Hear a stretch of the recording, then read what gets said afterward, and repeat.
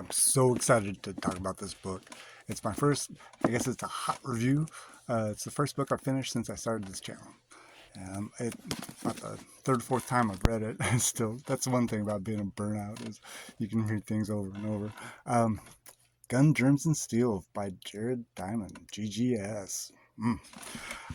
It, it's so good. Pulitzer Prize winning, um, very readable. It's got all the things I really love. Um, a very credentialed person who loves their topic. So he's been a field biologist and in spent a lot of time in Papua New Guinea.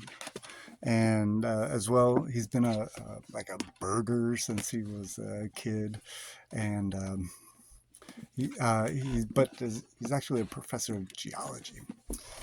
Um, so, uh, if you want to sum it up in one sentence, this is the one that he offers. Um, History followed different courses for different people because of differences among people's environments, not because of biological differences among people themselves. So it's awesome that he just kind of blows any sort of racism uh, basis completely up. Um, and so, as the cover kind of indicates, um, like when the Europeans first came over to the Americas, um, that's one of the most extreme examples. But how did these two cultures get so far apart? Um, Anyhow, a lot of it comes down the two biggest reasons: um, environment, such as geography. Dig this. I never really thought about this before. So Eurasia, um, I think it's like 8,000 miles uh, on the horizontal axis, whereas every other continent has the vertical axis. Now, what's great about this is plants, animals, um, environment, and everything at the same latitude. It's easy for stuff to cross over and move.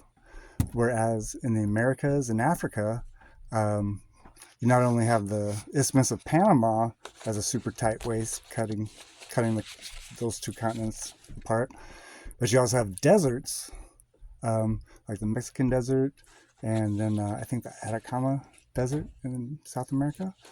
But basically making each of the civilizations separated in the Americas and Africa, sub-Saharan. Um, they're like islands separated by deserts or a super thin isthmus. So the other main factor is animal and plant domestication, which Eurasia just had a better starting point. More varieties of most easily grown and domesticated agriculture, which is cereals.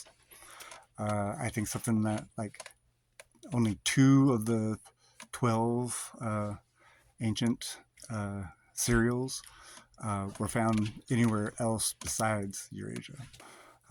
Also with the domestic animals, domesticatable, there were more in Eurasia.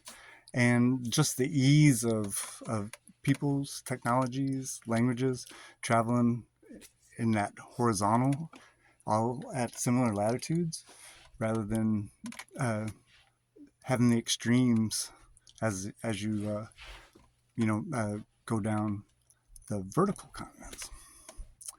So he explains that way better than I do, but I highly recommend Jared Diamond's Gun, Germs, and Steel. He's got other great books. I'm going to read Collapse here before too long, which is what he was working on. This was written in 96, released in 97. This was the 2003 edition with the new afterword. And he wrote a book called Collapse in the interim. So we'll be hearing about that later. But please check it out. Gun, Germs, and Steel.